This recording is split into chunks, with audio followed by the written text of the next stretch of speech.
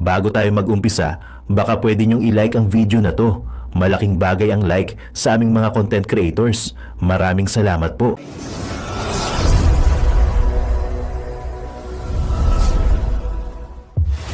Pilipino po ang sinuko ninyo sa banyaga. Gusto ko lang ipaalala sa inyo, next step yan ni Torres. Dapat dadalhin niya sa competent National Judicial Authority. Ano ang sinagot dito? ICC na ang sumagot nito. Do not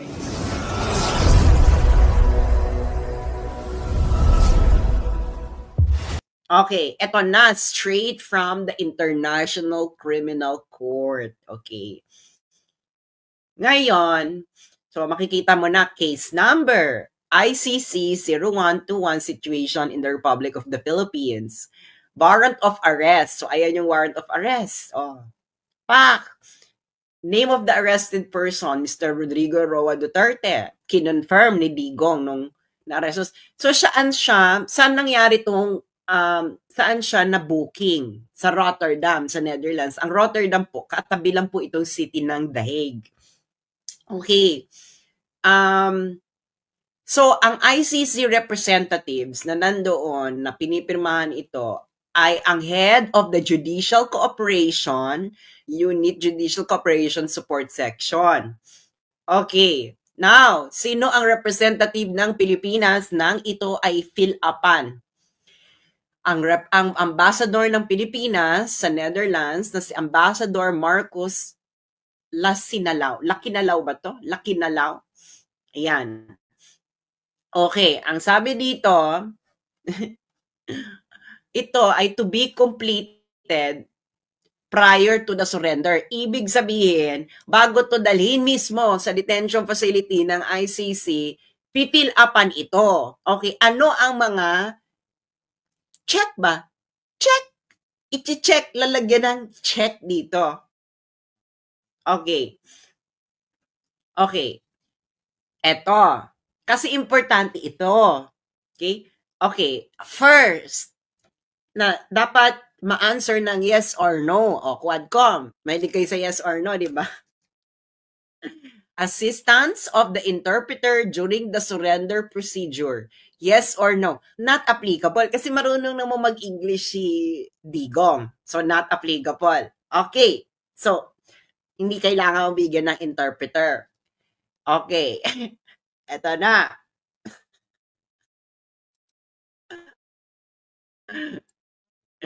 The date, time, and location of the appearance person before the competent National Judicial Authority. Required nga yan kasi, di ba? Sinabi ko na sa inyo, required sa batas nila. That is the next step after you arrest in the Philippines.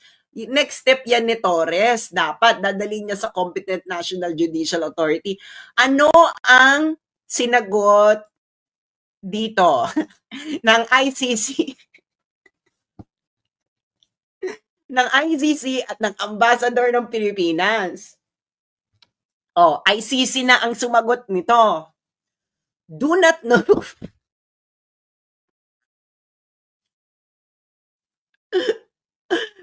Ano mga pulis, mga sundalo? Loyal pa ba kayo sa Constitution? Sana loyal talaga kayo sa Constitution. ICC. Galing ito sa ICC. Ang ICC ang nag-fill up nito. Kangaroo court kayo. Kaya sinasabi ko sa inyo, yung ICC na yan, during this trial of Digong, feeling ng ICC, jackpot na sila. Hindi nila alam. Hindi nila alam. Yung kakutsaba nila, kakutsaba nila sa Pilipinas, na si Bongbong Marcos, ay budulero. Nasama sila sa budol. Yan ang tinatawag na karma. Nagmamadali kasi kayo ICC na magkaroon ng trial kasi sinabun kayo nung December ng Assembly of States. Ang Assembly of States po, ito yung mga member states ng ICC. Sinabun sila na wala naman kayong trials in process. Pilipino po ang sinuko ninyo sa Banyaga. Gusto ko lang ipaalala sa inyo, next step yan ni Torres. Dapat dadalhin niya sa competent National Judicial Authority. Ano ang sinagot dito? ICC na ang sumagot nito. Doon na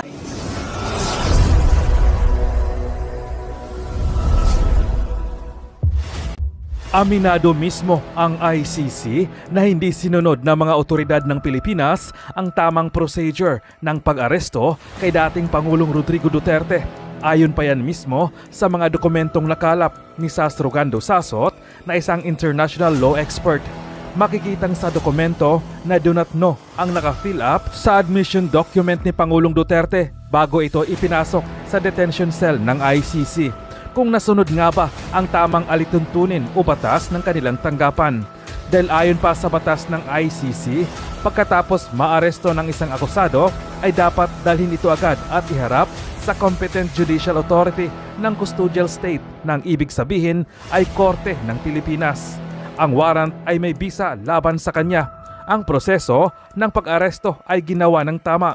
Ang kanyang mga karapatan ay nire-respeto. Bukod pa dito, ang taong naaresto ay may karapatang humiling ng pansamantalang paglaya habang hinihintay ang desisyon kung siya ba ay isusuko sa ICC.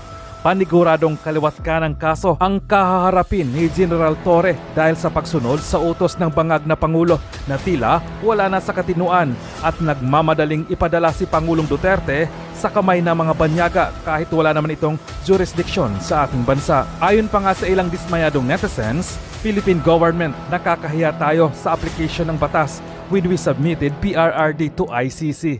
Lumalabas na hindi tayo marunong sumunod sa sarili nating batas. Ayon yan kay Madam Sas. Palibasa ay hindi naman mga abogado ang nagsuko kay President Duterte kaya hindi nila alam ang tamang proseso ng ICC. Nagmamagaling at nagmamadali sa pagsunod ng utos ng tatlong itlog na si Bobong Marcos, Lisa Tanas at Tambaluslos. Nakakahiya sa buong mundo. Pinapakita ang kabubuhan ng Pinoy na nag-arrest kay tatay. Nakikita ng buong mundo ang ugaling hindi maganda. Torre, maghanda ka sa arrestback ng taong bayan. Bakit naging official ka ng pulis? Hindi ka naman sumusunod sa konstitusyon ng ating bansa. Kawawa ang pamilya mo. Itong pinaggagawa mo ang nagbibigay sa pamilya mo ng kahihiyan. Sa Pilipino po ang sinuko ninyo sa Banyaga. Gusto ko lang ipaalala sa inyo. Gusto ko lang ipaalala sa inyo na ang sinuko nyo sa mga Banyaga ay Pilipino. Okay? Sinuko nyo, ibinigay ninyo sa Banyaga. Okay? Kakaiba ito. Ngayon, kung nagtataka kayo kung bakit ang Wakanda ay nagagalit, dahil ang mga Mindanaoans po, ito po ay matagal po itong naging independent. Hindi ba? Tama ako, Wakanda. Matagal naging independent yung Mindanao. Yung mga taga Sulu, Maguindanao. Okay? At alam nila kung paano ibigay sa Banyaga. Alam yan ng mga taga Mindanao. Dahil yung mga taga Mindanao, ibinigay sila sa mga Banyaga. Tama? Basahin yung history. Kay yung taga Wakanda, alam nyo, hindi nyo yan magugoyo, yung mga taga Mindanao. Hindi ba? Kaya, Wakanda forever. Wakanda forever tayo, lalo na si, Black Panther. Inaapi nila si Black Panther, Wakanda forever. Okay. Ano na tayo? Ang ipipresent ko po sa inyo ngayon ay ang tinatawag na information on the surrender and transfer. Ito yung pinifill upan sa ICC pag may sinurrender na. So, pinifill upan ito ng, sino ba nagpifill up dito? Pinifill upan ito ng, sino ba signatory? Ito ay pinipil upan ng ICC representatives. Tapos, meron pang signature ito ng representative ng Philippines at ang representative ng Philippines nito ay ang ambassador natin. ang ambassador natin sa Netherlands. Okay, ambassador natin sa Netherlands. Kaya hindi nyo na kami maluloko, hindi na kami magpapaloko dahil ano ba? Ilang beses tayo binudol? Paulit-ulit na lang. Ano ba tayo? Meron ba tayong battered wife syndrome? Okay, i-recap lang natin ang nangyari. I-recap lang natin ang nangyari. Naalala nyo na, nung diniscuss ko ang Article 59, hindi ba? Ako una nag-discuss niya, wag na kayong magloko-lokohan dyan. Mainstream media, yung mga expert na ini-interview. Ako ang unang nag-discuss. Pumutok ang nag-viral ang video ko. 1 million in a day. Can you imagine? 1 million in a day. So, naloka kayo. Ngayon, kung ano-ano na ang pinagsasabi nila, dahil nga, paano mo nga naman mapipigilan? Tama ako. I am 100% correct. Okay? Ngayon, etong si Claire Castro, pagkatapos nun, may sinabi siya. Sinabi niya, former President Rodrigo Duterte will have to face a local court in the Netherlands before being brought to the International Criminal Court. Bakit daw siya dadalhin sa harapan ng korte ng Netherlands? Dahil daw, yun daw korte ng Netherlands ang mag-a-assess kung tama daw ang pag-aaresto dyan sa Pilipinas. Ano na, Ating Claire? Ating Claire, ganun ba nangyari? Ito naman GMA News, asan na? Ba't hindi yung sabihing fake news si Claire? Ayaw niyong masabi. Bakit? Nasa payroll? Alam namin, nakalakaran yung media, no? Tigilan niyo kami. Okay. Kiss, hindi yun na nangyari. So, si Ating Claire, hindi niya na malaman kung paano aayusin ang mga buhol-buhol ba? Kung ano pinagsasabi ngayon. Ating Claire, kung nagsasabi ka ng totoo, hindi mo na kailangan magpabalit-balit ng utak. Ito naman si Ating Claire. Parang, tapos, hindi na sila magkanda-ugaga. Okay, dahil hindi na nila mas malusutan yung sinabi ko. Ito namang si Guaping, si Asik Nico Clavano, na spokesperson ng Department of Justice, sabi nila, biglang sila lang naging competent judicial authority sa Pilipinas. Hindi ba? Di ba parang, natulog lang kami, kayo na yung competent judicial authority? Parang, and this is an admission of usurpation of authority. Spokesperson ka eh. Tapos ang nag-post pa nito, Philippine Information Agency, ibig sabihin state-controlled press. So, hindi ito fake news. Sinabi mo yun, an admission of usurpation of authority. So, in normal situations, usurpation of authority ito. Dapat na magagalit dito ang korte. No? This is a violation of the Constitution. Pero dahil hindi na nga tayo normal situation, pwede ito. Diba? Ano na tayo? Nasa bangag times. So, pag sa non-bangag times, sa sober times, kakaiba to. Manulok ang mga tao. Magagalit ang korte. Hindi ba? Pero dahil nga nasa bangag times tayo, parang okay lang ito. Hindi ba? Okay, ano ba yung naloka sila? At saka ko ipepresent ang very fashabog na dokumento straight from The Hague, from the ICC. Okay, recap lang natin, para inform kayo para inform kayo mga mamshi at mga taga Wakanda forever. Okay. Okay.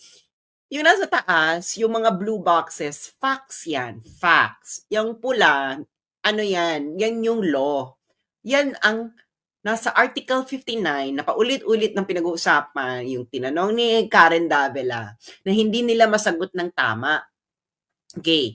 Kasi, ano yung mga isa nilang kabangagan? Sabi, ito pa yung isa nilang kabangagan na mga binabayaran nilang mga social media influencers na nagpapakalat Wala namang alam. Alam mo naman yung jukebox ko nung ihulog mo siya ang kanta. Sabi nila, hindi na raw to nag-a-apply itong Article 59 dahil hindi na raw tayo miyembro ng ICC. Yan ang sabi nila. Sabi ko naman, kung hindi ka na miyembro ng ICC, bakit mo inaresto? Pwede ba yun yung warrant applicable?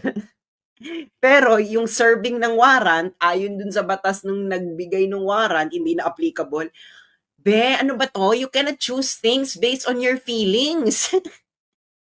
Okay, ito ang procedure. Tanongin ito sa mga lawyer na kakilala nyo.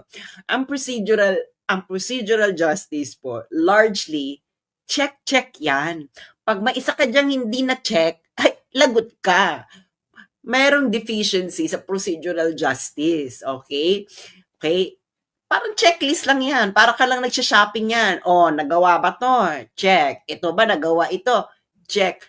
Isa lang dyan ang hindi mo nagawa. Meron ka ng flaw sa procedural justice. Okay, yun ang first cut analysis. Of course, merong substantive. Hindi ba? Hindi po pwedeng nagawa, pero hindi naman substantive yung pagkakagawa. Mali din yon. Okay? Procedural justice flaw din yon. Okay. So, ito na ang facts. Nakita nyo, napanood nyo ito. Hindi nyo kami pwedeng paikot-ikutin. Inaresto si Digong. Mula saan?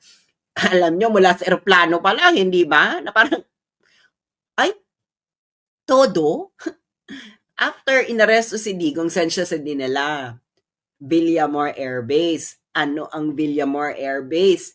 Military Air Base. Pagkatapos niyan, 'di ba? Sumunod doon, isinakay sa eroplano, umalis ang eroplano ng Pilipinas. Okay. Ano ang nakasaad sa batas ng pag-aaresto ng ICC suspect?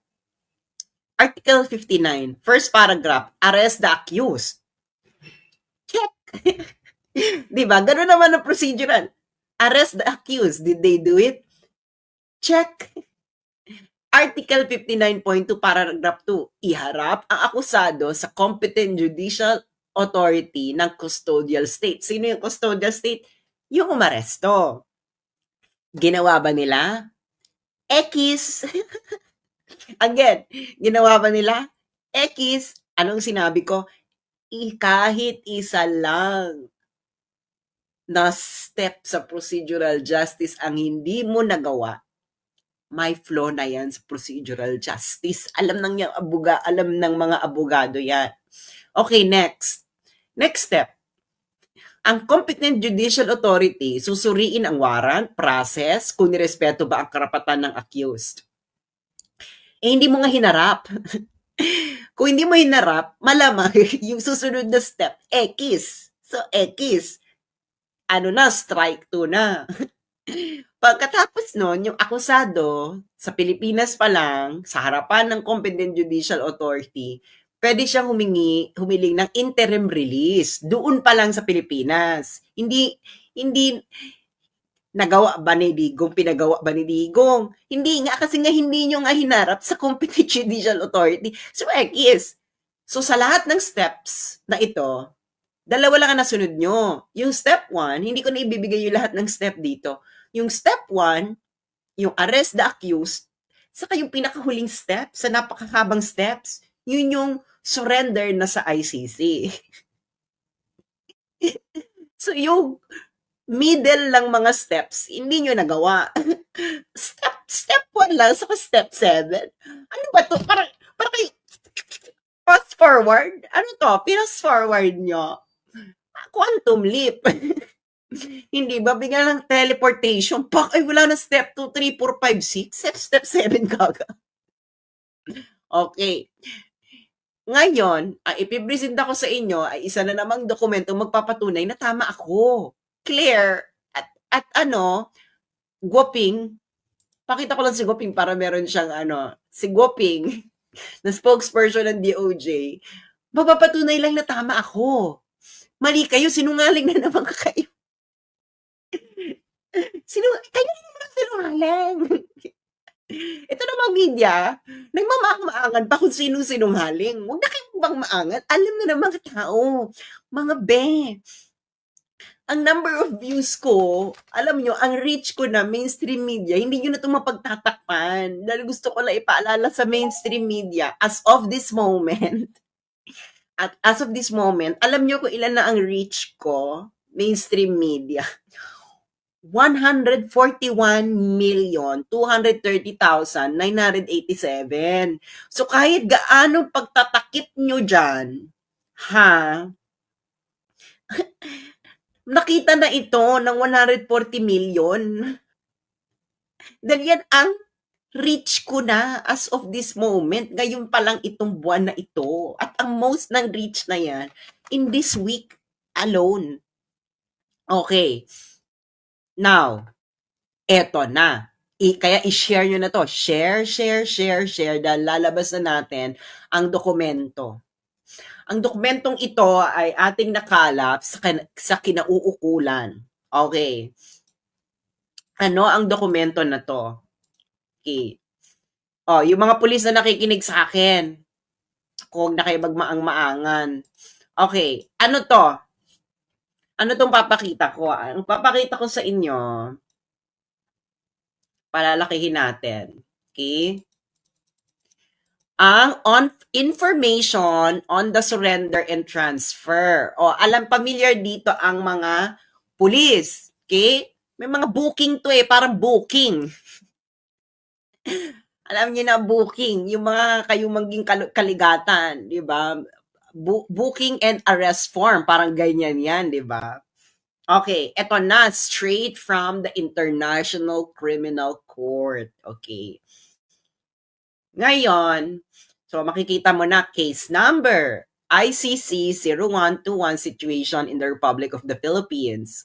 Warrant of arrest. So ayan yung warrant of arrest. Pak! Name of the arrested person, Mr. Rodrigo Roa Duterte. Kinonfirm ni Digong nung na-arrest. So saan nangyari itong, saan siya na-booking? Sa Rotterdam, sa Netherlands. Ang Rotterdam po, katabi lang po itong city ng The Hague. Okay. So ang ICC representatives na nandoon na pinipirmahan ito ay ang head of the Judicial Cooperation Unit, Judicial Cooperation Support Section. Okay. Now, sino ang representative ng Pilipinas nang ito ay fill-upan? Ang ambassador ng Pilipinas sa Netherlands na si Ambassador Marcos Lakinalaw ba to? Lakinalaw? Ayan. Okay, ang sabi dito, ito ay to be completed prior to the surrender. Ibig sabihin, bago to dalhin mismo sa detention facility ng ICC, pipil upan ito. Okay, ano ang mga check ba? Check! I-check, lalagyan ng check dito. Okay. Okay. Eto. Kasi importante ito. Okay? Okay. First, na dapat ma-answer ng yes or no. Quadcom. May kayo sa yes or no, di ba? Assistance of the interpreter during the surrender procedure. Yes or no? Not applicable. Kasi marunong naman mag-English si Digong. So, not applicable. Okay. So, hindi kailangan mabigyan ng interpreter. Okay. Eto na.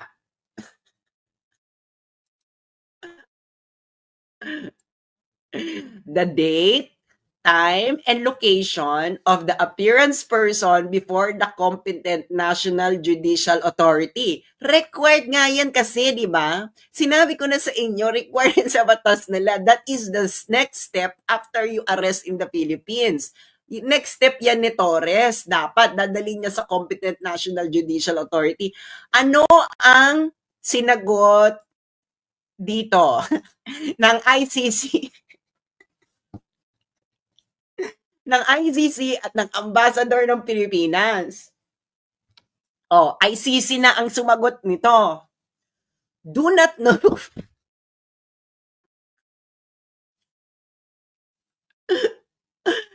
Ano mga pulis, mga sundalo? Loyal pa ba kayo sa Constitution? Sana loyal talaga kayo sa Constitution. Oh, ICC. Galing ito sa ICC. Ang ICC ang nag-fill up nito.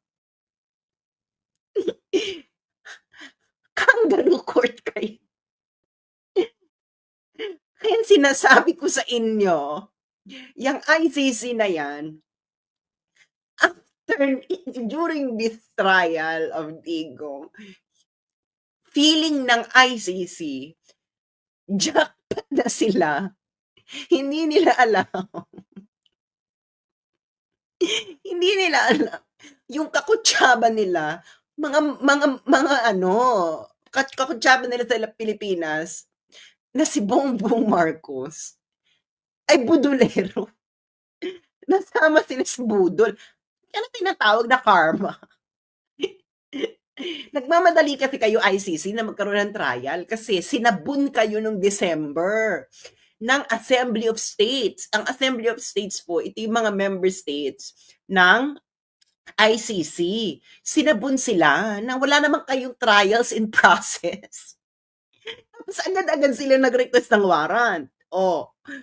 Ito naman gobyerno ni Marcos, atat na matanggal si Duterte sa Pilipinas, na shortcut na lahat. And do you really think that this will be taken well by the majority of the people of the world? May batas kayo, hindi niyo sinunod.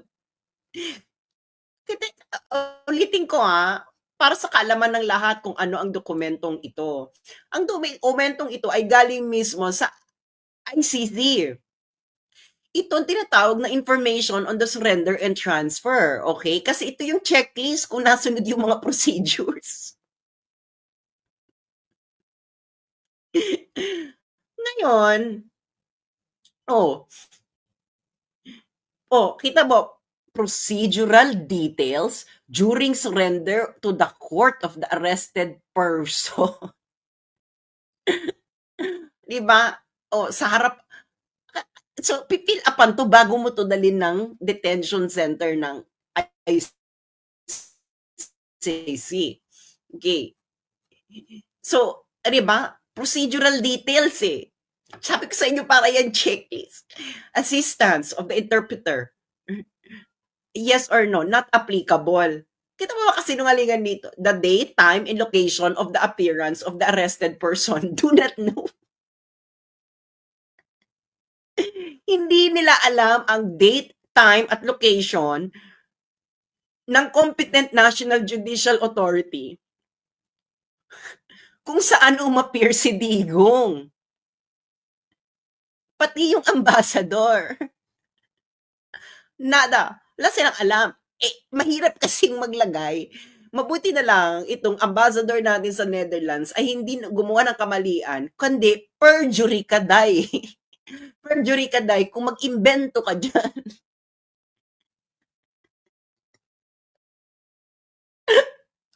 Do not know. Hindi namin alam kung nasaan. Asan ba yung competent judicial authority? Sandali lang do not know.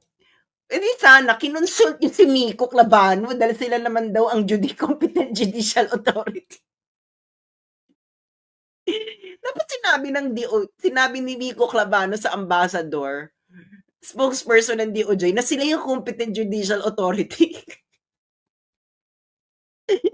Pero mahilak nga kasing magsinungaling. Perjury ka kasi. Pero ito sinabi ni Clavano, that's already an admission of usurpation of authority. Hindi ba?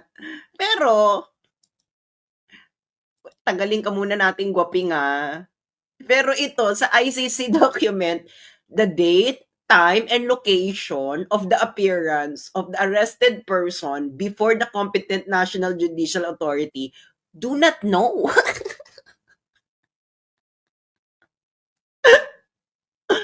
ICC document po ito. Kaya, Karen, wag na kayo magmaang-maangan. Tatanungin nyo pa na dapat atang sinurrender. Hindi dapat. Talagang kailangan mong isurrender. Ito nga ang checklist ng ICC. Gets nyo yan? Checklist, ayan na, to be completed prior to the surrender. Kasi nga, yan ang procedural details. Checklist ka eh. Check, check, check. Okay. Ano ang next? Did the arrested person receive assistance of the interpreter during the national proceedings? Sabi not applicable. Of course, kasi marunong ka mag-English. Tapos yung next question, did the arrested person receive legal assistance during national proceedings? Sino naman ang naglagay dito nang he received legal assistance during national proceedings? Paano magkakaroon ng national proceedings? Hindi nyo nga hinarap sa competent judicial authority yung tao.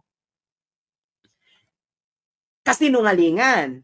Sinabi mo, hindi mo alam kung hinarap sa competent judicial authority, pero ang pinilapan, kung sino man nag-fill up dito sa ICC, kayong UICC, you wrote, he received legal assistance during national proceedings. Ang national proceedings na nire-refer dito ng ICC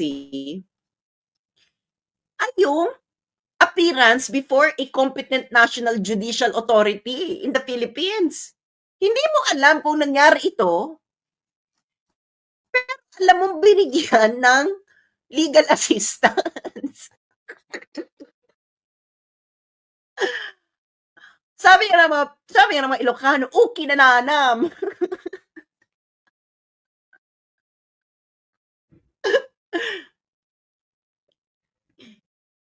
Pwede ba yun? Binigyan ng legal assistance sa national proceedings, pero hindi mo alam kung kailan hindi mo alam na kung hinarap pa sa National Competent Judicial Authority. Napakasinungaling din na nag-fill up na ito na do not know. Hindi mo alam kung no or yes, kasi simple lang yung answer dun eh. Yes or date, time, and location. So, hindi niya alam ang date. Kung kailan hinarap si Digong sa Competent National Judicial Authority sa Pilipinas. Hindi rin niya alam ang time. Hindi rin niya alam ang location. Itong pagkaharap sa Competent National Judicial Authority, ito yung national proceedings. Pero, alam mo na binigyan siya ng legal assistance doon sa national proceedings. Hindi mo pwede yun. Naglulukuhan tayo. Nakigets nyo na. The International Criminal Court has to be shamed in the international community because you are working based on dubious information from the start. How will you confirm na binigay ng legal assistance during national proceedings? Yung national proceedings na sinasabi dito ay ito, yung paghaharap kay Digong sa Competent National Judicial Authority. Hindi mo alam ang date, hindi mo alam ang time, hindi mo alam ang location ng Competent National Judicial Authority kung saan hinarap si Digong, do not know. Tapos bigla ka magsasabi na nabigyan siya ng legal assistance during that national proceedings?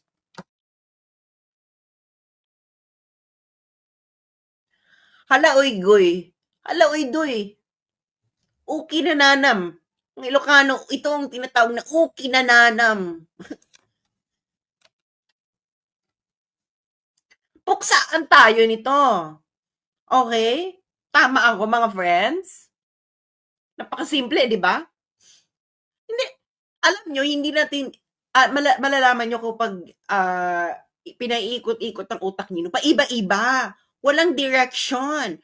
No flow. Okay? Parang si Claire Castro, kung ano-ano pinagsasabi. Claire, para kang taya sa Dr. Quack-Quack ngayon. Alam niyo yung larong Dr. Quack-Quack, di ba? Kung mga elitista kayo, malamang hindi nyo alam. Yung taya, di ba? Ang gagawin niya, iaantanggal niya yung buhol. Alala niyo yun, yung mga hindi taya, ang gagawin nila, isusuot-suot nila yung mga sarili nila kung saan butas, ganyan. Tapos yung taya, ang gagawin niya, i-fix niya yung pagkakabulbol. Itong si Claire, para siyang taya, yung taya sa Dr. Quack-Quack. Ina-attempt ni Claire na i-fix ang pagkabuhol-buhol ng lahat. Pero remember Claire Castro, alam to namin, nalagro kami ng Dr. Quack-Quack nung kabataan namin. Pag nagkamali ang taya sa Dr. Quack-Quack, sa pag-ayos ng buhol, may napipilayan. Kaya napaka-dangerous na laro yan, Dr. Quack-Quack, di ba? Nung kabataan natin. Naalala nyo yan? Di ba? Oh, ayun, thank you sa aking mga Ilocanong viewers. Ano to? Nalpasin apo, uki na nana.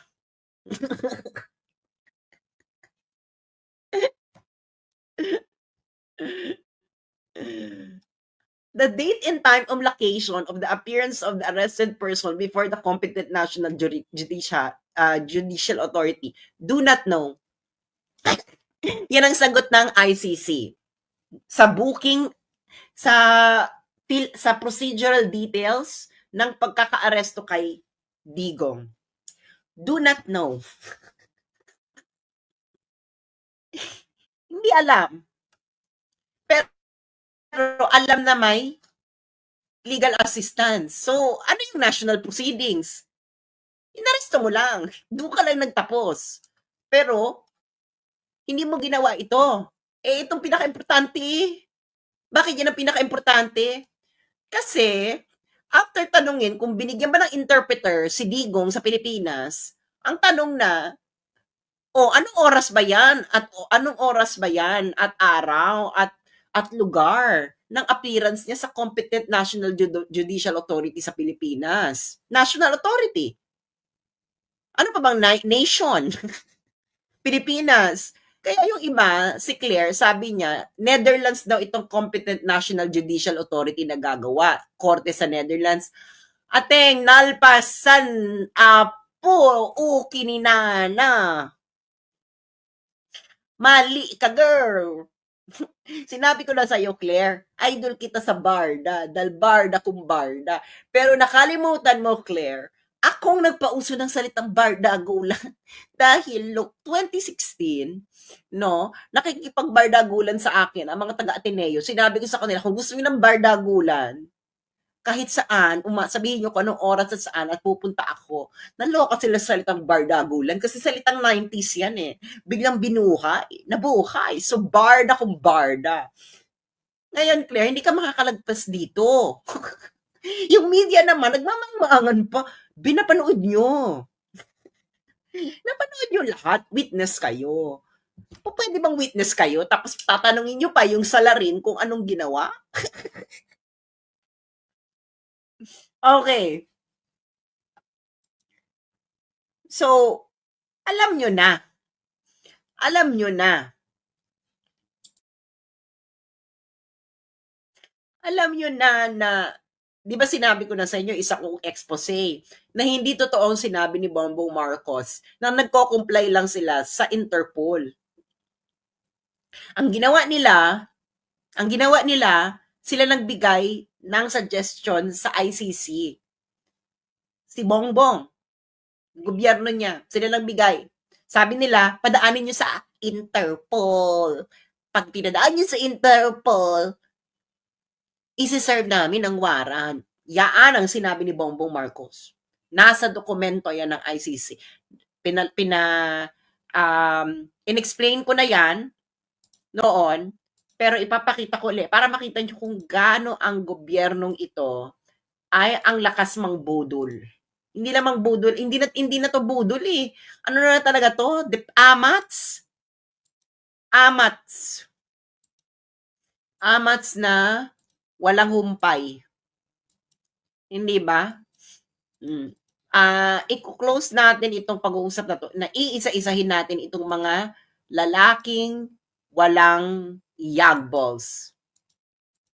Bakit kamo? Wala silang yagballs?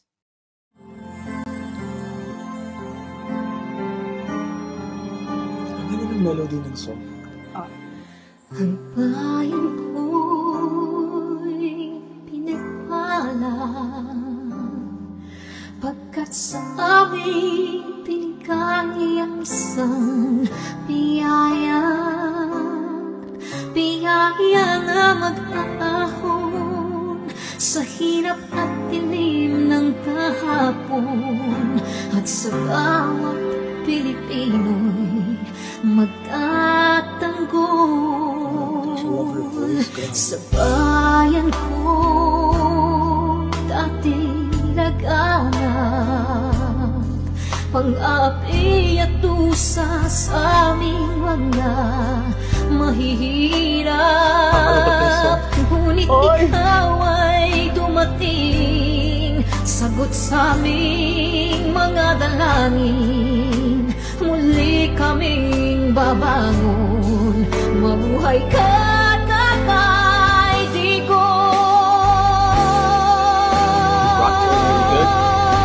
Ama, maraming salamat. Aming mga mata'y minuhulat, gawain ng masasamay iyong isiniwalat. Ikaw lang ang pag-asa naming lahat.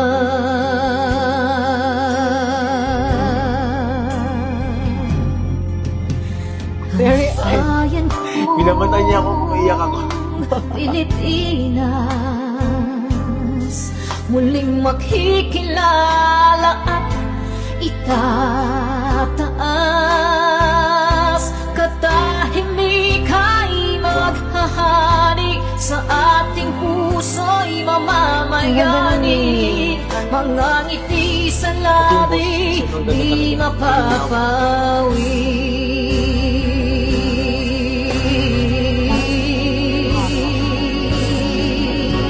Breathing though. Mabuhay ka, Tatay Digong, maraming salamat. Ang malasakit sa Pilipino ay walang kasing tapat. Ika'y paglalaban ng iyong mga anak.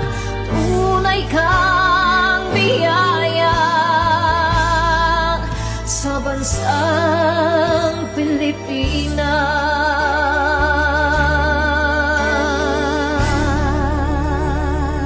Haba. Gosh. Nay, ito na yung bayad ko sa isa, ano? O, kunin mo yung isa. Isa muna, iyan, no? Tapos, isa pa, di ba? 4 dapat na sardinas, eh. Yan. 3 na. Pang-4 na sardinas. Okay na.